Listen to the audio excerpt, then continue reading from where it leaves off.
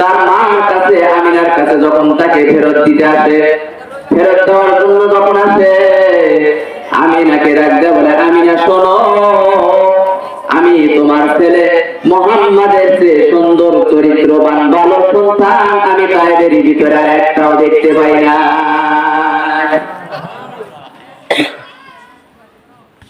আমিনা ডাকতে বলে, আমিনা শোনো, তুমি তো তাদের একটা গ্রামের ভিতরে থাকো, আমি আমিনা মক্কার ভিতরে থাকি, শহরের ভিতরে থাকি। তুমি তো তাদের একটা গ্রামের ভিতরে থাকো, তুমি আর কয়টা তুমি সন্তান দেখছো, কয়টা শিশু তুমি দেখতে পেয়েছো? আমি আমিনা মক্কা শহরের ভিতরে থাকি, অনেক শিশু আমি দেখেছি। ও হালিমা, আমি আমার এই জীবনে আমার সন্তান মুহাম্মাদের চেয়ে ভালো সুন্দর আখলাক চরিত্রবান সন্তান আর একটাও আমি দেখি না। সুবহানাল্লাহ বলে। দুইজন যখন এই কথা যখন কানাকানি শুরু করেছেন, ওই জায়গার ভিতরে বিশ্বনবীর দাদা হযরতে আব্দুল মুত্তালিব ওই জায়গার ভিতরে উপস্থিত হয়ে ডাকতে বলে, হালিমা, ও আমিনা, তোমরা দুইজন কি বলো, তোমরা কি বলতেছো? ও হালিমা, আমিনা, তোমরা শোনো, আমি আব্দুল মুত্তালিব কি বলি, আমার কথা তোমরা শোনো। ও হালিমা, তুমি তো তাইদের ছোট্ট একটা গ্রামের ভিতরে থাকো, আর আমিনা গো, তুমি তো মক্কা শহরের ভিতরে থাকো।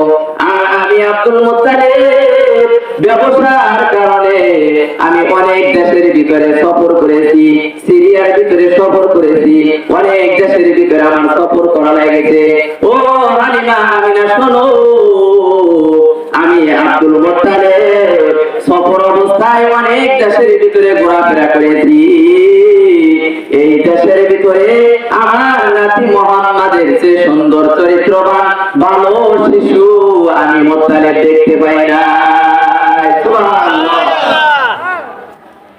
তিনজন যখন আলোচনা করতেছিলেন, ও মুসলমান লক্ষ্য করে শুনবেন, তিনজন যখন আলোচনা করতেছিলেন, হঠাৎ করে হযরত জিবরাইল আলাইহিস সালাতু ওয়াস সালাম উপস্থিত হয়ে গেছে। আল্লাহু আকবার বলে। হযরত জিবরাইল আলাইহিস সালাতু ওয়াস সালাম ওই জায়গার ভিতরে উপস্থিত হয়ে ডাকতে বলে, হালিমা, ও আমিনা শোনো, ও নবীর দাদা আব্দুল মুত্তালিব শোনে, হালিমা, তুমি তো সাইদের ভিতরে একটা গ্রামের ভিতরে থাকো, আমিনা তুমি তো মক্কার ভিতরে থাকো। ও নবীর দাদা আব্দুল মুত্তালিব, আপনি তো হয়তো কয়েকটা দেশের ভিতরে একটু সফর করেছেন, শোনেন আমি জিবরাইল কি বলি। আল্লাহ পাক রব্বুল আলামিন আমাকে 600 পাখা দিয়েছে। এই 600 পাখা আমার কেমন দ্রুত, আমি কেমন দ্রুত চলতে পারতাম।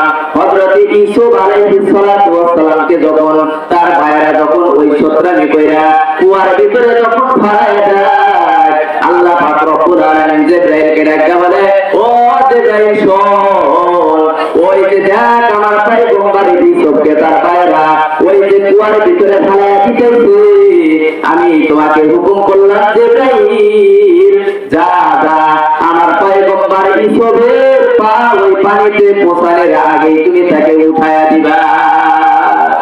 সুবহানাল্লাহ। এখন বলে একটা কুয়ার ভিতরে মানুষ ধাক্কা দিলে কয় সেকেন্ড লাগবে সময়? 20 সেকেন্ড। যখন তাকে ধাক্কা দেয়, আল্লাহ তাআলা জিবরাইলকে ডাকতে বলে যে যাও দেখো তাকে কুয়ার ভিতরে ফেলায় দিতেছে, কুয়ার ভিতরে সাপ কিছু অনেক কিছু আছে, আমার পয়গম্বর কষ্ট পাবে, তাকে পানিতে পৌঁছানোর আগে তাকে উঠায় দেবে। কুয়াটার গভীরতা ছিল 70 গজ, 40 গজ পর্যন্ত কুয়ার ভিতরে নামছে। নামার পরে আল্লাহ তাআলা জিবরাইলকে হুকুম করতে, হযরত জিবরাইল আলাইহিস সালাতু ওয়াস সালাম বলেন যে আল্লাহ তাআলা হুকুম করার পরে আমি আমার এই পাখা দিয়ে যখন কুয়ার ভিতরে যায় তখন সুন্দরভাবে ছাতা আকারে ধরে রাখছি, তারপরে আমি উপর দিক তাকায় দেখি যে ঈসা আলাইহিস সালাম, হযরত ইউসুফ আলাইহিস সালাতু ওয়াস সালাম আমার এই পাখা পর্যন্ত আসতে এখনো অনেক জায়গা বাকি আছে, কত আগে চলে গেছে। এমন দ্রুত গতি নিয়ে তিনি এই পুরা পৃথিবীর ভিতরে ঘোরাফেরা করতেন। ও মুসলমানের গোলাম ভালো করে শুনবেন, হযরত জিবরাইল আলাইহিস সালাতু ওয়াস সালাম ডাক দিয়া বলে, হালিমা তুমি একটা সামান্য একটা গ্রামের ভিতরে তায়েফের ভিতরে তুমি থাকো, ও আমিনা তুমি তো মক্কার ভিতরে থাকো। নবীজির দাদা আব্দুল মুত্তালিব শুনে আপনি তো ব্যবসার কারণে হয়তো কয়েকটা দেশের ভিতরে ঘোরাফেরা করেছেন। ও আমি কি জিবরাইল কি বলি একটু লক্ষ্য করে শোনেন। আমি জিবরাইল আমার এই 600 পাখা দিয়ে আমি তামাম পৃথিবীর ভিতরে ঘোরাফেরা করি, ঘুরতে ঘুরতে এই পুরা পৃথিবীর ভিতরে আমি ঘুরতে ঘুরতে এই তামাম পৃথিবীর ভিতরে এই মুহাম্মাদের মতো সুন্দর চরিত্রবান সন্তান আমি আর একটাও দেখি না। জিবরাইল আলাইহিস সালাতু ওয়াস সালাম বলার সঙ্গে সঙ্গে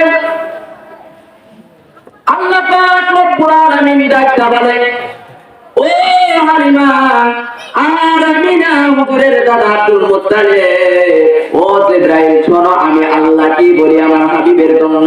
আল্লাহ পাক রব্বুল আলামিন ডাকতে বলে, হালিমা রে তুমি তো সামান্য একটা গ্রামের ভিতরে থাকো, আমিনা তুমি তো একটা মক্কার ভিতরে থাকো।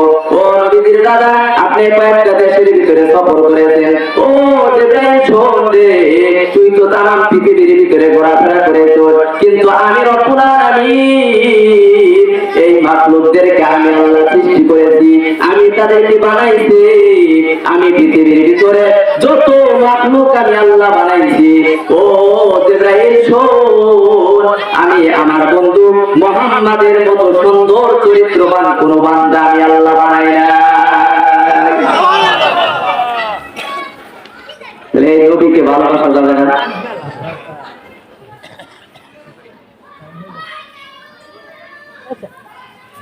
মুসলমান আল্লাহর গোলাম বিশ্বনবীর সৌন্দর্য এমন ছিল, হযরত হাসান হুসাইন একদিন নবীজির ঘরের ভিতরে খেলা করতেছিল রাত্রে বেলা। হঠাৎ করে হাসান হুসাইন নানাকে ডাকতে বলে, নানা যান আমরা একটু ওই ঘরের ভিতরে যাব, অন্ধকার যাইতে পারে না গো নানা, একটা আলোর ব্যবস্থা করে দেন। নবীজি ডাকতে বলে, হাসান হুসাইন এই মুহূর্তে আলোর ব্যবস্থা কেমনে করে করবো? নাফর বান্দা হুসাইন হাসান যখন মানে না, বিশ্ব নবী ডাকতে বলে, ও হাসান আর হুসাইন ওই ঘরে যাওয়ার জন্য তোমরা প্রস্তুত হয়ে যাও।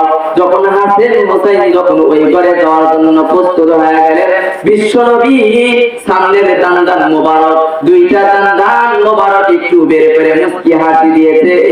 হাসি দেওয়ার কারণে আল্লাহ পাক রব্বুল আলামিন ওই জায়গার ভিতরে এমন আলোকিত করে দিয়েছে, হযরত হাসান হুসাইন ওই ঘরের ভিতরে যাইতে বিন্দু মাত্র কষ্ট হয় না।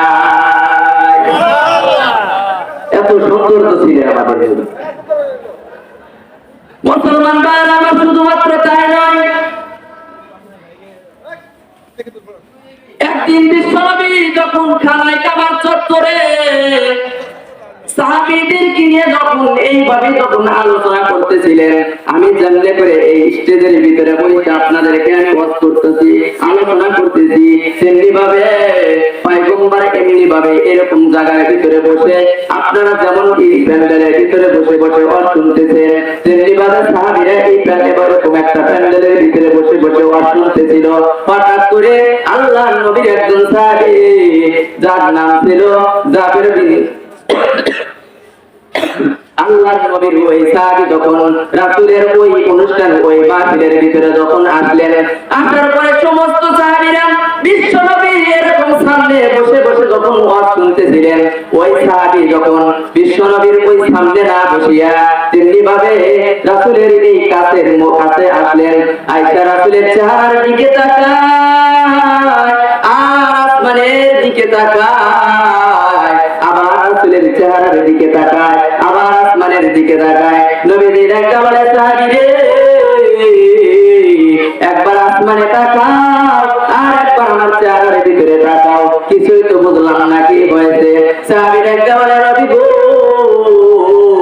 আমি আকাশের ভিতরে তাকাই, 14 দিবাগত রাত্রি যেমন পূর্ণিমার চাঁদ অনেক সুন্দর আলোকিত হয়ে যায় রাত্রে বেলা তেমনি ভাবে ওই রাত্রি বেলা 14 দিবাগত রাত্রের ভিতরে এই আলোচনা শুরু করে দিলেন। তেমনি ভাবে সাহাবী যখন ওই আকাশের ভিতরে তাকায় আর বিশ্ব নবীর দিকে তাকায়, নবীজি দেখতে বলে সাহাবী রে একবার আকাশের দিকে তাকাও একবার আমার দিকে তাকাও, কারণ তো বুঝলাম না কি হয়েছে। সাহাবী দেখতে বলে নবী গো ওই যে আকাশের চাঁদের দিলা তাকায় যে ওই চাঁদ বেশি সুন্দর না আপনার চেহারা বড় বেশি সুন্দর?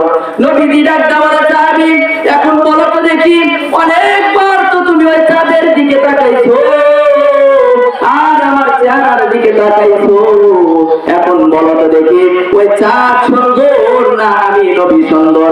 সাহাবী ডাকতে বলে ইয়া রাসূলুল্লাহ ইয়া হাবিবাল্লাহ খোদার কসম করে বলি ওই চাঁদের ভিতরে কেমন যেন কালো কালো কি দেখা যায়, কিন্তু আপনার চেহারা মোবারকের ভিতরে কোনো কিছু আমি দেখতে পাই না। মুসলমান ভাইরা আমার এই সুন্দর করে আলোচনা যদি করতে থাকি সারা রাত শেষ হয়ে যাবে, কিন্তু আলোচনা শেষ হবে না। আসলে মূলত আমার আলোচনা ওই দিক না, আর বেশি সময় নাই। ও মুসলমান, আল্লাহর হাবিবকে আমরা কেমন ভালোবাসি আর সাহাবীরা কেমন ভালোবাসতেন। ও মুসলমান একটু ভালো করে শোনো, বিশ্ব নবী যখন হিজরত করে যখন মদিনায় গেলেন, মদিনা যাওয়ার সাথে সাথে ওই মদিনা যাওয়ার পরে হঠাৎ করে যখন মসজিদে নববীর ভিতরে সাহাবীদেরকে নিয়ে যখন দিনে আলোচনা করতেছিলেন